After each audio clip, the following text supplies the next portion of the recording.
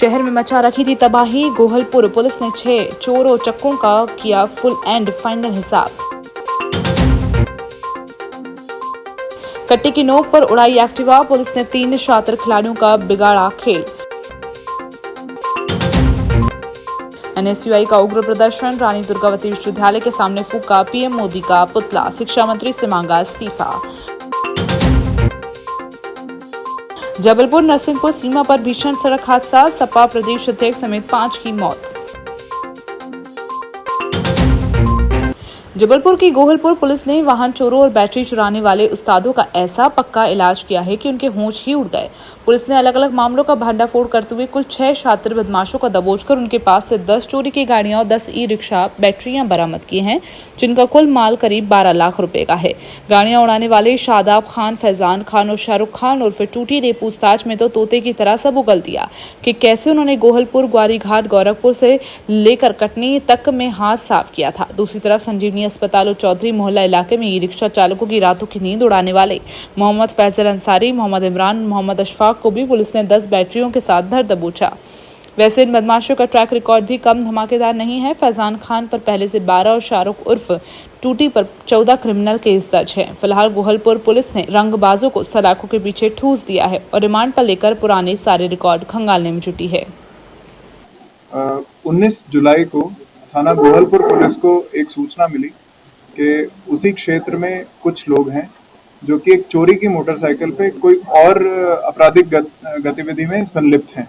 तो जब police team रवाना हुई और उनको राउंड अप किया, उनसे पूछताछ की गई, तो उसमें ये बात सामने आई कि जिस वाहन पर वो लोग सवार थे वो चोरी का था। इनसे आगे पूछताछ की गई और अन्य तकनीकी साक्ष्य और पुराने जो आपराधिक रिकॉर्ड थे उनको चेक करने पर सामने आया कि ये लोग संयुक्त रूप से चोरी की कई घटनाओं को अंजाम पहले दे चुके हैं। बाद में इन्होंने ये स्वीकार किया कि 10 के आसपास मोटरसाइकिल्स इन्होंने चोरी करी हैं और वो सभी 10 हमें रिकवर हो गई हैं, जिनमें एक स्कूटी और 9 मोटरसाइकिल्स हैं, जिसमें स्प्लेंडर से लेकर के अपाचे, पल्सर और अन्य मोटरसाइकिल ब्रांड्स शामिल हैं। इसमें ये सामने आया है कि इन्होंने केवल जबलपुर के अलग अलग थाने क्षेत्रों से ही नहीं, बल्कि एक मोटरसाइकिल जो है वो कटनी से भी ये लोग चोरी करके लाए थे। तो इसके आधार पर इन्हें गिरफ्तार करके और कोर्ट में पेश किया गया, जहां से इन्हें जुडिशियल कस्टडी में रखा गया है। आगे भी इन्होंने और क्या क्या गतिविधियां करी हैं वो अभी जांच का विषय है और हम लोग आगे भी छानबीन कर रहे हैं। कट्टे का खौफ दिखाकर एक्टिवा उड़ाने वाले 3 बेखौफ बदमाशों की हेकड़ी पुलिस ने मिनटों में ही निकाल दी। 18 जुलाई को करिया पाथर मरघटाई के पास समदड़िया यंग सिटी निवासी धर्मपाल सिंह राजपूत को घेर कर इन शातिर बदमाशों ने कट्टा अड़ाया और उनकी एक्टिवा लेकर फुर्र हो गए। पीड़ित ने तुरंत पुलिस की शरण ली, जिसके बाद घमापुर पुलिस ने तगड़ा जाल बिछाया। तकनीकी साक्ष्य और मुखबिर की सटीक सर्विलांस के दम पर पुलिस ने साहिल सेन, राज सोनकर और सम्मान रेखवार को धर दबोचा। पकड़े गए आरोपियों की जब तलाशी ली गई तो मुख्य आरोपी सम्मान रेखवार के पास से वहीं देसी कट्टा और कारतूस बरामद हुआ, जिसे वारदात को अंजाम दिया गया था। उसी की निशानदेही पर पुलिस ने लूटी गई एक्टिवा भी जब्त कर ली, जबकि वारदात में इस्तेमाल पर्सल बाइक साहिल सेन के पास से बरामद हुई। अब जरा इन खिलाड़ियों का इतिहास भी सुन लीजिए। कट्टाधारी सम्मान रेखवार पर पहले से 21 और साहिल सेन पर 3 गंभीर आपराधिक मामले दर्ज हैं। फिलहाल घमापुर पुलिस ने तीनों को सलाखों के पीछे भेजकर इलाके में अपना खौफ कायम कर दिया। यहाँ थाना घमापुर में दिनांक 18 जुलाई को एक रिपोर्ट आई थी, जिसमें माड़ोताल निवासी श्री धर्मपाल राजपूत ने ये बताया कि सुबह के करीब 9 साढ़े 9 बजे वो अपनी स्कूटी सुजुकी एक्सेस पे कहीं जा रहे थे, जहां पर रास्ते में उन्हें 3 लोगों ने जो पल्सर पर सवार थे उन्होंने उन्हें रोका और कट्टा अड़ा के उनसे उनकी स्कूटी छीन करके भाग गए। इस पर पुलिस तत्काल एक्शन मोड में आई। हमने सबसे पहले अपराध क्रमांक 477/26 जिसमें लूट की धाराएं लगाई, उसमें अपराध पंजीबद्ध किया और अलग अलग टीम्स को रवाना किया। इसमें कई तकनीकी साक्ष्यों का इस्तेमाल किया गया और मुखबिर तंत्र भी एक्टिवेट किया गया, जिसके आधार पर हमें सबसे पहले 2 लोगों की सूचना मिली। तो इन्हें राउंड अप किया गया, जिनके नाम है साहिल सेन, ये 19 साल का है और घमापुर का निवासी है, और राज सोनकर जो 21 साल का है और बेलबाग का निवासी है। इन दोनों ने घटना कृत करना स्वीकार किया और साथ में अपने साथी, तीसरे साथी का नाम बताया। उसे भी अगले दिन राउंड अप करके और पूछताछ की गई, तो उसका नाम सम्मान रायकवाड़, ये 19 साल का है और हनुमान ताल का निवासी है। इसके पास से जो कट्टा और स्कूटी है वो रिकवर हुई है और इन तीनों को फिर विधिवत गिरफ्तार करके और कोर्ट में पेश किया गया, जहां उन्हें जेल भेजा गया है। जंतर मंतर पर छात्रों पर हुए लाठीचार्ज और नीट पेपर लीक सहित विभिन्न परीक्षा घोटालों के विरोध में एनएसयूआई ने जबलपुर स्थित रानी दुर्गावती विश्वविद्यालय के सामने जोरदार उग्र प्रदर्शन किया। प्रदर्शन के दौरान कार्यकर्ताओं ने केंद्र सरकार के खिलाफ जमकर नारेबाजी करते हुए प्रधानमंत्री नरेंद्र मोदी का पुतला फूंका और शिक्षा मंत्री धर्मेंद्र प्रधान के तुरंत इस्तीफे की मांग की। एनएसयूआई के प्रदेश सचिव सक्षम यादव ने स्पष्ट शब्दों में कहा कि केंद्र सरकार तानाशाही रवैया अपनाकर छात्रों और युवाओं की आवाज को दबाने की कोशिश कर रही है, जिसे किसी भी कीमत पर बर्दाश्त नहीं किया जाएगा।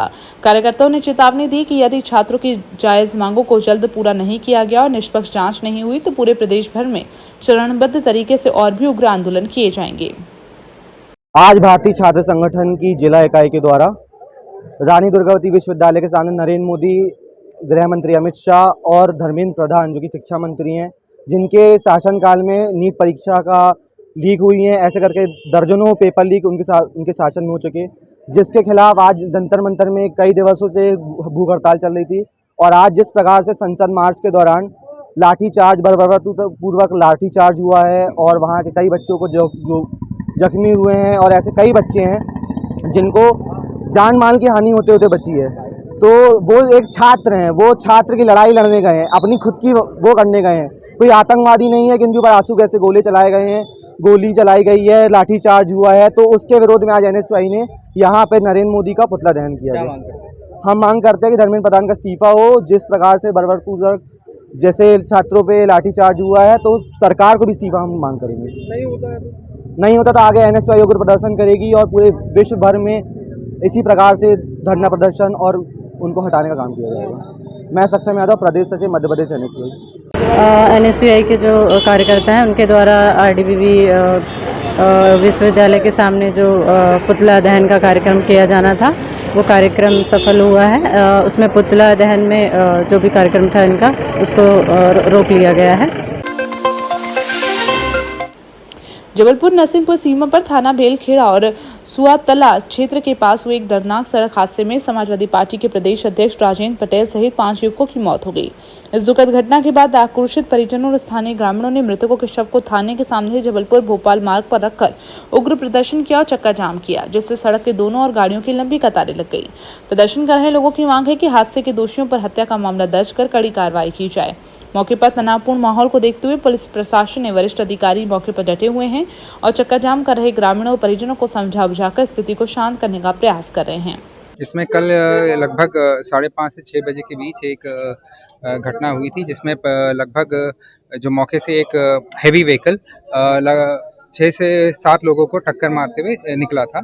और इसके बाद वहाँ पे मौके पे एक व्यक्ति की मृत्यु हो गई थी। सीएचसी शाहपुरा को 3 लोगों को रेफर करा गया था और वहाँ उसके अलावा 2 लोगों को जबलपुर मेडिकल में रेफर करा गया था। उसमें से अभी जो संज्ञान में आया कि जो शाहपुरा सीएचसी में उसमें 3 लोगों की और मृत्यु हो गई, टोटल कुछ 5 लोगों की भी मृत्यु हुई है। इसमें इन्वेस्टिगेशन जारी है। इसमें जो ट्रक अभी वर्तमान में आया है उसको राउंड अप करा गया है और अभी विवेचना जारी है। और यहाँ पे मौके पे जैसे हम उपस्थित होके जो पीड़ित पक्ष हैं उनके बयान वगैरह लिए जा रहे हैं। ये अभी अब हमने नरसिंहपुर बॉर्डर्स में ही ट्रक को दस्तयाब करा है। इसमें अभी विवेचना जारी है, बयान जारी हैं। बयान में जैसे तथ्य आएंगे, इन्वेस्टिगेशन जारी हैं, उसके हिसाब से अग्रिम कार्रवाई, विधिपूर्ण कार्रवाई करी जाएगी। कल नरसिंहपुर जिले के सुआताला थाना क्षेत्र इलाके में हमारे पावला गांव और बरपट्टी के रहने वाले 6 लोगों को एक डंपर ने कुचल दिया था। उसमें 5 लोगों की मृत्यु हो गई थी। इसमें पावला और बरपट्टी के रहने वाले हैं, परिजन इनके आक्रोशित हैं और इसमें थाना सुआतला में गैर इरादतन हत्या का अपराध दर्ज किया गया था। इनकी मांग थी कि उसमें हत्या का अपराध बढ़ाया जाए और जो नामजद लोग हैं उनका नाम बढ़ाया जाए। नरसिंहपुर से यहाँ पर एडिशनल एसपी संदीप भूरिया और जो थाना प्रभारी सुआतला है प्रियंका केवट, वो स्वयं मौके पर आई हैं और जो चश्मदीद लोग हैं उनके बयान लेकर इसमें जो संबंधित हत्या की धारा है और जो नाम है उसको बढ़ाए जा रहे हैं और परिजन इससे सहमत हो गए हैं। और इसमें इस मामले को एसपी नरसिंहपुर ने कहा है कि इसमें सनसनीखेज और जघन्य मानते हुए इसको चिन्हित मामला किया जाएगा और इसमें आरोपियों के खिलाफ पूरी ट्रायल तक मॉनिटरिंग की जाएगी और इसमें जो आजीवन कारावास और फांसी की सजा होती है वो इसमें इन सभी आरोपियों को दिलाई जाएगी। आनंद सिंह का नाम इसमें सामने आ रहा है। उनका कहना है कि पहले से उनसे विवाद चला रहा था, उसी ने इस घटना को कारित किया होगा और 2 चश्मदीद बयान दे रहे हैं और भी जो नाम होंगे उनको विवेचना के दौरान उनका नाम बढ़ाया जाएगा। सारे मामले चूंकि यह प्रकरण विवेचना में है तो नरसिंहपुर पुलिस को हम सहयोग करेंगे और जो भी मामला हमारे जबलपुर जिले में उसके खिलाफ है, चालानी कार्रवाई कंप्लीट होने के पूर्व हम सारी जानकारी उनको उपलब्ध करा देंगे। एसपी कार्यालय की मंगलवार जनसुनवाई में जिलेटिन फैक्ट्री क्षेत्र निवासी पीड़ित पिता राजकुमार वर्मा ने बेड़ाघाट पुलिस पर गंभीर लापरवाही का आरोप लगाते हुए गुहार लगाई। पीड़ित के अनुसार उनकी बेटी बीते 14 जुलाई को कोचिंग जाने की बात कहकर घर से निकली थी लेकिन वापस नहीं लौटी। बेड़ाघाट थाने में गुमशुदगी दर्ज कराने के बाद परिजनों को पता चला कि बरेला निवासी गणेश सोनवानी उनकी बेटी को बहला फुसलाकर ले गया है। पीड़ित पिता का आरोप है कि संदिग्ध युवक का नाम, पता और उसकी पत्नी द्वारा लगाए गए गंभीर आरोपों की जानकारी पुलिस को देने के बावजूद अधिकारियों ने मौके पर जाकर जांच तक नहीं की। बेटी के साथ किसी अप्रिय घटना की आशंका जताते हुए पीड़ित पिता ने एसपी से मामले की निष्पक्ष जांच, बेटी की जल्द से जल्द सकुशल बरामदगी और लापरवाह पुलिसकर्मियों पर कार्रवाई की मांग की है। इस प्रकरण में बताना चाहूँगा कि थाना प्रभारी भेड़ाघाट द्वारा अपने कर्तव्यों का निर्वाह नहीं किया जा रहा। इस केस की पूरी जानकारी होने के बावजूद भी जो प्रभारी हैं वो उसका बार बार बहाने बना के कि अभी हमारे पास समय नहीं है, इस तरीके का कह के हमारे क्लाइंट को टाल रहे हैं और गुमशुदगी की पूरी जानकारी होने के बाद भी आज भी लड़की प्रस्तुत नहीं की गई है। हम लोग एसपी ऑफिस आए हैं, इन्होंने अपना प्रतिवेदन भी दे दिया है और एसपी द्वारा ये इनको आश्वासन दिया गया है कि ये फ़ोन लगा दिया गया है भेड़ाघाट प्रभारी को कि इनके प्रकरण में वो देखें कि क्या किया जा सकता है। हम भेड़ाघाट कूड़न से आए सर, हमारे बच्ची का नाम साक्षी वर्मा है। वो कोचिंग बता के गई है 12:30 बजे घर से और वो लौट के नहीं आई। उम्र 20 करीब थी सर। जब वो नहीं आई तो मैं भेड़ाघाट थाने में उसी दिन 12 बजे, पौने 12 बजे करीब 14 तारीख को भेड़ाघाट थाने में रिपोर्ट कराया।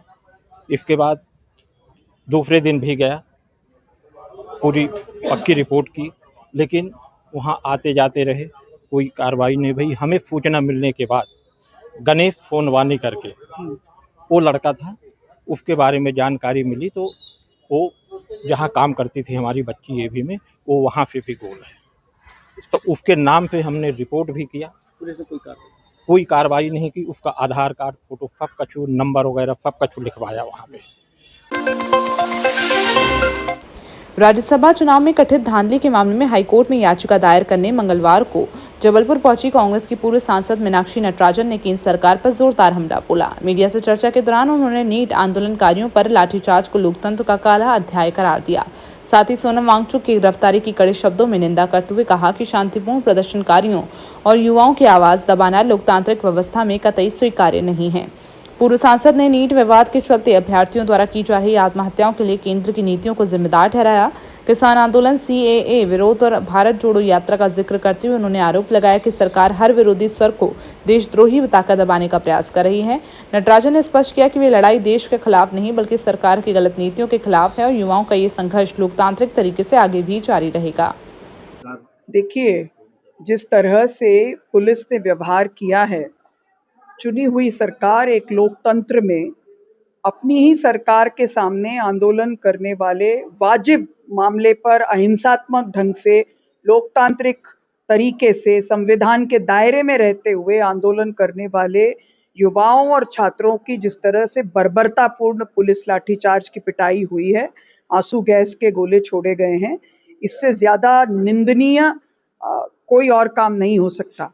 मुझे लगता है कि भारत के लोकतंत्र के इतिहास में कल का दिन एक काले दिन के तौर पे अंकित होगा और ये हम सब लोगों के लिए, जो सब लोकतंत्र में विश्वास करते हैं, जो बाबा साहेब के बनाए संविधान पे विश्वास करते हैं, ये हम सब के लिए एक तरह का कल का जो दिन था वो सबक था। हमारे स्टूडेंट्स के ऊपर, जो हमारा भविष्य ही नहीं हमारा वर्तमान भी है, उनके साथ ये जो पुलिस की ज्यादती हुई, किसके इशारे पे हुई, किसके पास आज होम मिनिस्ट्री है, हम सब जानते हैं। और फिर उनको टेररिस्ट करार देना, जो हमेशा से हर आंदोलनकारी को वो करार देते आए हैं। सोनम वांगचुक जी को उनकी मर्जी के खिलाफ उठाकर ले जाना, फिर उनके चॉइस के अस्पताल तक में जाने नहीं देना, ये सब क्या दर्शाता है।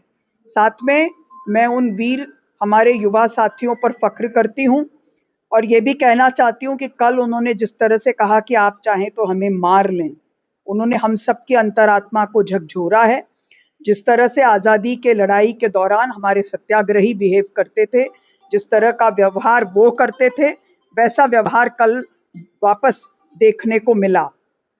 और मैं ये भी कहूँगी कि अब तक जितने सुइसाइड्स हुए हैं नीट के बाद, उसके फ्रस्ट्रेशन के तहत, जिसमें हमारे भी प्रदेश की 2 बालिकाएं हैं, उनके शोकग्रस्त परिवार के प्रति मैं अपनी संवेदनाएं व्यक्त करती हूँ। जिन लोगों का इलाज चल रहा है उन सबके शीघ्र स्वास्थ्य लाभ की कामना करती हूँ। जो कल के प्रदर्शन में जिन पर बहुत बर्बरता के साथ जिनके साथ पुलिस ने व्यवहार किया है, कुछ मानवीय पक्ष भी कुछ अलग अलग पुलिस के कर्मचारियों के देखने को मिले हैं, क्योंकि मुझे लगता है कि चाहे वो इस तरफ थे या उस तरफ थे, सबकी अंतरात्मा को कल झकझोरा गया। सबने ये महसूस किया कि हम अपने युवाओं को फेल हमने किया है। मानसून की बारिश शुरू होते ही ग्राम करारी सिमरिया में जलभराव की गंभीर समस्या खड़ी हो गई। गांव की मुख्य सड़क और सरकारी स्कूल के आसपास बारिश का पानी जमा होने से स्कूली बच्चों, बुजुर्गों और आम राहगीरों को भारी दिक्कतों का सामना करना पड़ा है। सड़क पर बने कीचड़ और गड्ढों के कारण कई लोग फिसलकर चोटिल हो चुके हैं। बच्चों के बैग और ड्रेस भी खराब हो रहे हैं। मासूम बच्चों और परिजनों का कहना है कि बार बार शिकायत करने के बावजूद स्कूल प्रबंधन और जिम्मेदार प्रशासनिक अधिकारी इस ओर ध्यान नहीं दे रहे हैं। सोमवार को क्षेत्रीय लोगों और अभिभावकों ने मीडिया के जरिए अपनी समस्या उठाते हुए जल्द से जल्द पक्की सड़क बनवाने और जल जमाव से राहत दिलाने की मांग की। ग्रामीणों ने चेतावनी दी है कि यदि जल्द समस्या का समाधान नहीं हुआ तो वे उग्र आंदोलन करने के लिए बाध्य होंगे। करारी से क्या समस्या आ रही है? वो जहाँ रोड नहीं बनी है ना, तो वहाँ पानी भरा रहता है। तो हम लोग स्कूल आते हैं ना, तो हम लोग की ड्रेस में छिट्टे पड़ जाते हैं और कभी कभी गिर जाते हैं, तो हम लोग को लौट के जाना पड़ता है। फिर हम लोग स्कूल नहीं आ पाते हैं, तो यहाँ पर अब्सेंट हो जाती है, हम लोग को डांट भी पड़ती है। आगे सामने देखना है, यहाँ पे बच्चे निकलते हैं, बहुत दिक्कत होती है, गिरते जाते हैं, बच्चे गीले हो जाते हैं और जो पानी है भरा है बहुत दिक्कत है ज़्यादा। आपका घर यही है? हाँ, गाड़ी निकलती है तो दरवाजे लो पानी जाता है।